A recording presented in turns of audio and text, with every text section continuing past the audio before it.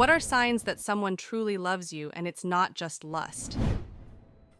They look at you, not up and down, not trying to get your attention. They just look. I've never felt love like it. Even long-term relationships always felt like they were missing something, and I found out what it was. It was true love. There's no expectation, no need for the other person to change.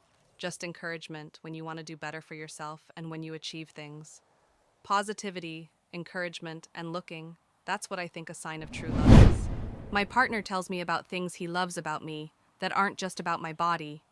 He says he loves the way I laugh, that it reminds him of Marge Simpson, that he loves when I stare at him because it makes him like a deer caught in the headlights.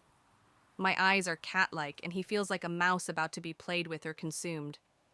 Likewise, his actions show a similar story. When I cook, he comes in the kitchen to talk to me, helping me with more tedious tasks. When I have errands to run, he wants to come with, even if there's nothing particularly for him to do. We could talk about anything, nothing, everything. There's always something to talk about with us. And we're both introverts, so it means a great deal that we could talk and not drain social batteries. He makes the bed for me. I could have the hardest day, but if the bed is made, it's a great comfort to me. He knows this and always makes it for me. I honestly wish everyone could have what my partner and I do. It's surreal. My partner tells me about things he loves about me that aren't just about my body. He says he loves the way I laugh, that it reminds him of Marge Simpson, that he loves when I stare at him because it makes him like a deer caught in the headlights. My eyes are cat-like, and he feels like a mouse about to be played with or consumed. Likewise, his actions show a similar story. When I cook, he comes in the kitchen to talk to me, helping me with more tedious tasks. When I have errands to run, he wants to come with, even if there's nothing particularly for him to do. We could talk about anything, nothing, everything. There's always something to talk about with us. And we're both introverts, so it means a great deal that we could talk and not drain social batteries. He makes the bed for me. I could have the hardest day, but if the bed is made, it's a great comfort to me. He knows this and always makes it for me. I honestly wish everyone could have what my partner and I do. It's surreal. God, there are so many, but a few memorable signs of mine. We were dating for literally 5 minutes, and I'd gotten too drunk and vommed everywhere. He cleaned me up, made sure I felt safe, and stayed up to make sure he could look after me if needs be. He makes sure that we slow dance every single Sunday. It doesn't matter if we're in public or private. If music comes on, he will always dance with me. He was running late to work one morning whilst I was still in bed. He took extra care not to wake me up and spent an extra 5 minutes removing the snow off my car, even if it meant he was even later. I didn't have to go to work for another hour. He also wrote I3U in the leftover ice on the bonnet. I spent 5 days in another country visiting a friend, and by day 4 he had bought an engagement ring because he never wanted to be apart. We had been together for 8 months. Not pushing you into things that are lustful by nature, like sexual things.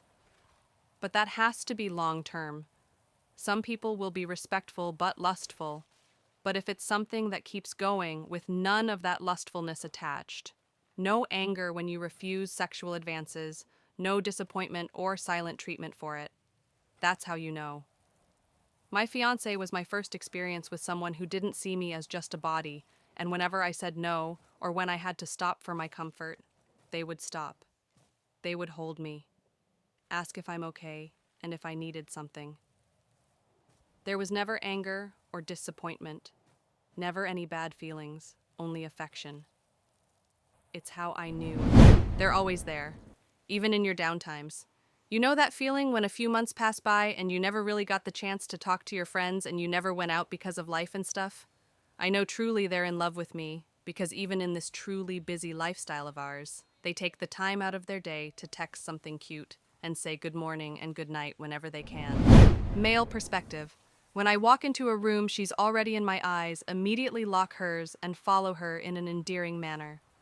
They will legitimately be concerned when you're in a rut or a weak spot, and will put forth genuine effort to be there or make you laugh. How they speak about you when you are present versus gone is the same no matter what crowd or setting. They will legitimately be interested in all the parts of your life, good and bad, and try to be a positive influence and never let you deviate from your path or leave you if you fall. There will be a legitimate effort to understand you even when you're making them mad or driving them away, to a point. They will listen to what you say and get to know how you like things, or how to support you when you're struggling, and will do these things when they notice it coming, many times before you even do. They will express genuine agony at the thought of losing you, and will put pride aside and protect what you have and see that it grows. They will be kind-hearted towards you in a way that's just not present with anyone else. They will show their fears and let themselves be vulnerable in your presence, or trust they're looked after and safe in your presence. You'll be asked personal life questions and to give your input and perspective on the serious things they have going on internally. And the most important of all, when it gets rough and strained, they will endure and love you even more. Obviously, there's exceptions to many of these, but these are the things I find myself doing for my wife, and don't really have the ability to control. It just happens and morphs out of the connection. I've been close to some others in my past, even loved some, but none of that has the depth and power of what I have with her. And currently, we're not doing good. She had a mental breakdown and is wanting a divorce and doesn't have her approximation of events straight, and I'm fighting like hell to keep going and love her through it. By far the most stressful and difficult period of my entire life. Wish us luck, and I wish you good luck as well. One day, about 2 months into dating, my ex-girlfriend came out of the bathroom after her shower with nothing but a towel wrapped around her hair. I thought I was getting lucky, until I noticed the concerned look on her face, and she goes, "Feel this." Take my hand and pushes my fingers into the side of her breast. There was a small, hard lump. We both just looked at each other, and I said, "We need to get that checked out tomorrow. Not you, we." English wasn't her first language, so I took the time the next morning to call doctors and explain until one would see her. I blocked out my work schedule, I work for myself, and drove her to the appointment, which ended up being 3 days later. I asked her if she wanted me to come in with her, and she said no, and that it was okay. As I sat in that waiting room waiting for her, I had the "what if this is the C word" thought process. I pictures her bald, skinny, pale, and thought to myself, I would stick by her through that. I pictured my life without her and started tearing up. That's when I knew I loved her. She came out of the back of the office and flashed a slight smile in my direction as she walked through the door and said, "We'll know in a couple days." Luckily, it ended up being a benign cyst, but that week or so of not knowing what was going on was one of the scariest times of my life and hers. After we got the news, I took her to a nice celebratory dinner at a fancy Brazilian steakhouse. She was Brazilian, so it seemed fitting. We were giddy the whole dinner, and after we finished dessert, she was holding my hand on the table, looking at me and goes, "Obrigado," thank you in Portuguese, under her breath. And I responded, "You're welcome, Gatinha. I'm glad you liked dinner." And she goes, "Not for dinner, for this week. I don't know how I would have gotten through it without you. Te amo."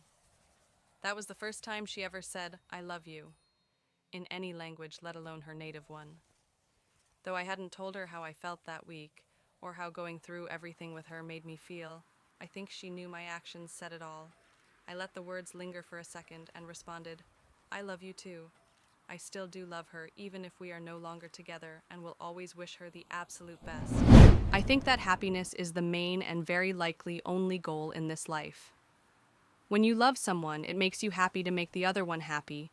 This applies to any kind of love, parental love, relationships, your dog, and so on.